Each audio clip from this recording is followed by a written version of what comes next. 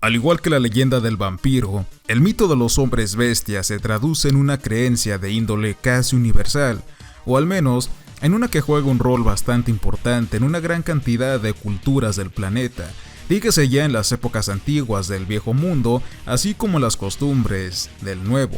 Para ello, tan solo habrá que echarle una rápida mirada hacia el clásico licántropo que está presente en una enorme parte de Europa, o al hombre jaguar que figura dentro de la efímera mitología olmeca, aquí en México, así como en sus distintas versiones que se extendieron a lo largo y a lo ancho de América. Y por si piensan que la inclusión de esta idea viene a raíz del contacto que los nórdicos tuvieron con los nativos de Mesoamérica, tal y como sucede con el concepto de que los aluches son una reinterpretación del contexto del duende escandinavo, lo cierto es que no es así.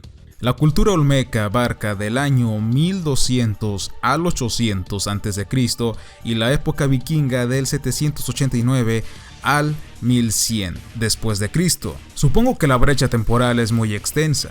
Además, el origen de ambos conceptos posee algunas diferencias notables, porque mientras que el uno se remonta hasta el Berserker, es decir, aquellos guerreros vikingos sedientos de sangre e inmunes prácticamente al dolor, la superstición de los olmecas tiene un génesis más morboso, en donde se cuenta que uno de estos grandes felinos de la selva copuló con una mujer humana, engendrando así a unos híbridos aterradores.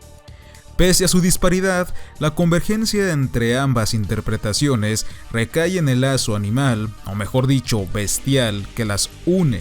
Porque mientras que el Berserker despierta la furia de su huésped, que podía ser contrastada con la de los lobos de los picos nevados, la versión mexicana está ligada hacia algo más espiritual, al igual que todo lo relacionado con la visión cosmogónica de sus etnias, en la que el espíritu animal chamánico que todos llevamos dentro queda al descubierto físicamente o bien de manera un tanto más etérea, tal y como sucede con los brujos nahuales que este libro menciona. Es esta, por lo tanto, el aura atrayente que envuelve al Gótica número 54 y que ha ocasionado el interés de los fanáticos más allegados al tópico de estas metamorfosis místicas al ostentar el factor común que anteriormente mencionado. Pareciera que es algo que viene desde una era mucho más añeja, algo que sabíamos y olvidamos con el paso de los años. Para adoptar una visión más general de lo que trata el libro de los hombres lobo, información sobre una superstición terrible, supongo que es innecesario hablar del resultado de la diabólica transformación, ya que todas las perspectivas están de acuerdo de que el ser humano puede convertirse en un animal, sea el que sea, y de que el factor central ha de cambiar dependiendo de su ubicación geográfica y por ende de las costumbres religiosas. Y claro, el enfoque gótico se perdería si no menciono precisamente eso, los rasgos tétricos de las religiones. Aunque corto, el ensayo de Sylvain Bering-Good está cargado de un poder atronador, al igual que los enigmáticos seres que protagonizaron su tema. A lo largo de sus 192 páginas, este poeta, anticuario, novelista, historiador, entre muchas otras funciones que desempeñó, nos regala un paseo que se compone de las raíces más populares del mito, que son las griegas, en donde los dioses del Olimpo castigan a los mortales al cabo de efectuar un blasfemo banquete que los ha ofendido, para luego pasar a la visión cristiana, en donde en el medioevo se creía que los hombres lobo eran una suerte de emisarios celestiales para acabar con las personas desdeñables, al mismo tiempo que se nos cuenta sobre el lúgubre sermón que se les dedicaba, para finalizar con la explicación detallada del contenido con el que abría esta reseña, obsequiándonos al mismo tiempo muchas canciones, leyendas y poemas relacionados con los hombres lobo. Si bien el último punto puede que sea la razón por la que los lectores de la literatura de lo extraño puedan sentirse atraídos por el libro, la verdad es que, para su desgracia, dicho apartado no está presente de manera implícita o convencional, sino que está mezclado en toda la prosa académica del ensayo y su utilidad es más bien la de un complemento, una explicación, que la de actuar de foco central. A fin de cuentas, el libro de los hombres lobos sigue siendo un texto teórico y no puede salirse de su estructura, porque de lo contrario perdería su objetivo principal. Esto llevado a que las pocas personas que opinaron sobre el ejemplar, como es el caso de las aparecidas en Goodreads, intenten sacar a relucir sus defectos que, como ya he comentado otras veces, siempre van a estar en cualquier libro, pues no existe el título ideal.